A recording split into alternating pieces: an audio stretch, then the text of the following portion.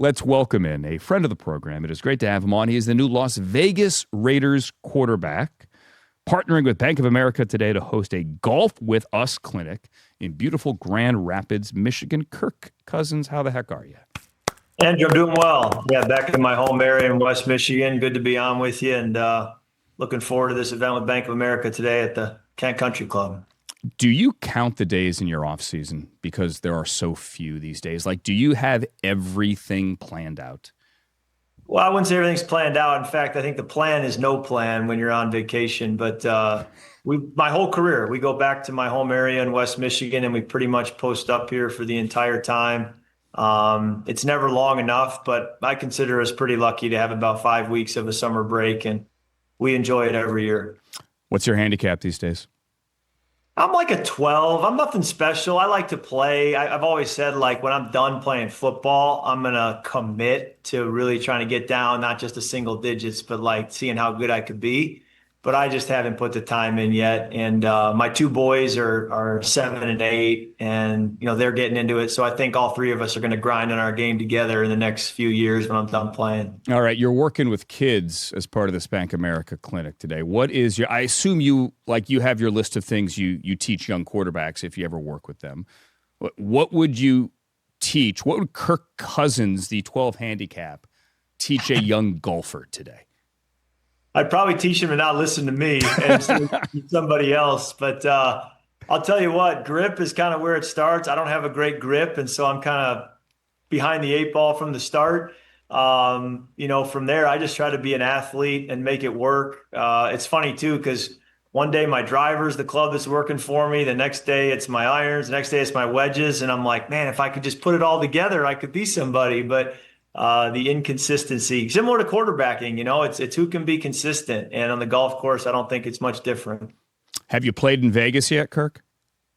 I did not get out this spring, but I do plan to play a little bit. It's nice. It's sunny every day, great golf climate, great golf culture, a lot of good courses. So I plan to get out a little bit during the season, not a lot, but I hope to play here and there. We're talking to Kirk Cousins here on the Rich Eisen Show. Andrew filling in, Chris Brockman, Michael Del Tufo, TJ Jefferson here as well. We were joking, and I know you've heard these jokes, Kirk, off the air. Like, you and Fernando Mendoza are the perfect quarterback duo for Vegas because you're kind of the anti-Vegas.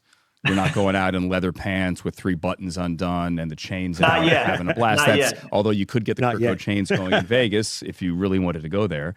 So it begged the question, what is a night out on the town in Vegas like for Kirk Cousins? Are you playing slots, which you're allowed? Are you going to a buffet? Are you seeing a Cirque show? What do you do? So there's a lot of good shows. I'm excited for Backstreet Boys. On an off day in training camp, I'm probably going to go see Backstreet Boys at the Sphere and wear all white and do the whole deal. Yeah, buddy. Donny Osmond. My mom had me listen to Donny Osmond when I was growing up. Probably got to go see him at his residency. Got to see a Cirque show, although in Las Vegas, there's like a half dozen you can pick from. So a lot of entertainment. I love to play golf. So if I get some time off, play golf. But I went down to the Strip, during mini camp. Mondays are a pretty light days. So I went down to the Strip when we wrapped up for the day and just kind of walked around. And it's not that easy to walk around. If you park and walk around, they don't really want you to leave the casino you're at. So I realized that maybe going down to the Strip and just walking around isn't the ideal way to do it, like you might do when I lived in Washington, D.C. or Minnesota. So I got to figure that out still, but we like it there. It's a cool place. Yeah, it's hot as Hades as well, walking down the sidewalk, and then you have the guys doing this, trying to hand you those cards, which I'm assuming you're gonna give the Heisman to. I'm still interested about the heat. I've never practiced in 115 degrees. I think that's coming, but it is a dry heat, so that maybe saves us 10 or 15 degrees, but. I'm told training camp in September can get pretty hot. Yeah, and that's why they usually practice, or at least they have in the past, at like the crack of dawn at 7 a.m. to avoid the heat. Are you and Julie going to take Fernando Mendoza to the Backstreet Boys? If he would like to go, he is welcome. Although what I'm learning with my teammates, it's really the coaches who I kind of get along with like movie quotes and music, because it's the coaches who kind of grew up in the same era as me. when I start talking, with teammates about like a movie I loved in 1995, they aren't really able to quote it with me. So, but if he wants to go to Backstreet Boys, he's welcome to tag along. I mean, that would be a great bit. If the Raiders content team, or forget Raiders content team, I mean, put it on your social, make your own money. That would be a great bit. It's it's all about content these days, and as you know, NFL news in June and July, we're looking for content. So I'll try to give you what I can when I can. Oh, we're already aggregating this as we speak behind the scenes, Kirk. I appreciate you. In all seriousness, whether it's at the Sphere or, as you said, making jokes like your coach is 39, you're 37, your quarterback clearly is 15 years younger. How has that dynamic gone? We have seen all the bits, and the Raiders have leaned into it. Seemingly you have as well.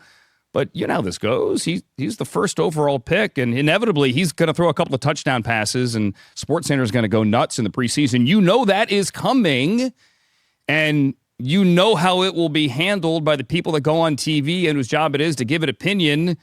And the opinion, Kirk, look, I'm older than you. Like, I get it. There's always someone younger. Like, is always going to be play the other guy. How do you plan to handle that? Yeah, I think it comes with the territory. Year 15 in the league, I'm no stranger to how this thing works. So you go out there, you play the best you can, you help your team best you can, contribute to our team's success, and you let the decisions get made as they get made. But I expect to, be able to help this team win and to be out there on the field, and you roll with whatever happens. You, stay focused and on what's going on inside the building. I don't think it's ever helped me to kind of look at what's happening outside the building, and just go enjoy the process with your teammates and your coaches, and we'll see where it all settles out. What's Clint Kubiak like? Well, I was with Clint for 2 years as a quarterback coach, and then a third year as the offensive coordinator. And then we were apart for, I want to say, 4 seasons. And now getting back with him as a head coach, he's the same guy he's always been. Loves football. He's a very hard worker, very humble. He's got a great way about him. He's serious. There's not a lot of time for tomfoolery or, I told him after OTAs, I said, Coach, this is probably the most urgent and most productive OTAs I've ever been a part of. But that starts with him as the head coach. He created a sense of urgency from day one all the way through the 10-week program. And I thought we got a lot of work done. We got a long ways to go, but we laid a good foundation. And then training camp is where we'll pick it up and continue to get ready for that first preseason game. I've had very little interaction with him, full disclosure here.